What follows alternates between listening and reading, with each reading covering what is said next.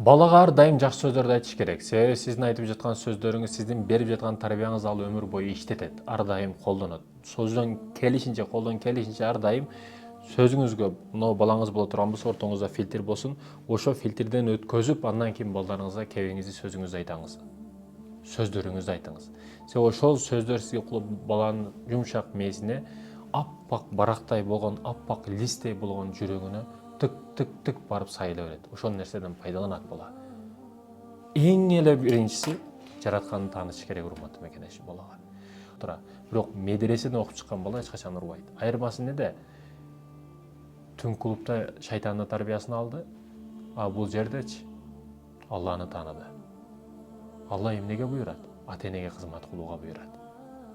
Дегенимки, ата-эне olarak мен урматтасын, сыйласын, келечекке чоң адам болсун десеңиз, жаратканды таанытыңыз. Жаратканды таанытыңыз. Эң күчтүү карыларды карасаңыз, жарыштарга чыгып жүткөн 7-8 класста, 9 класска чейин эле Куранды жаттап бүткөндөр негизи. Атайын бир эмеге кирип, медресеге кирип жаттаган эмес. Ошол 7-8 класска чейин эле бүтүп койгон эң күчтүү карылар, мен дегендердин мындай тарыхын карап келсеңиз.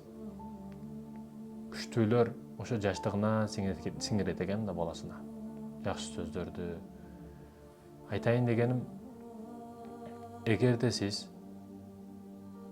карылар үйүнөн орун алып калбайын десеңиз, эгер сиз өкүнүп калбайын десеңиз акыретте, балаңыз бала эмес, бале болуп калбасын десеңиз, анда Кудайдан өзүңүз биринчи коркуңуз, ошого жараша тарбияны бериңиз.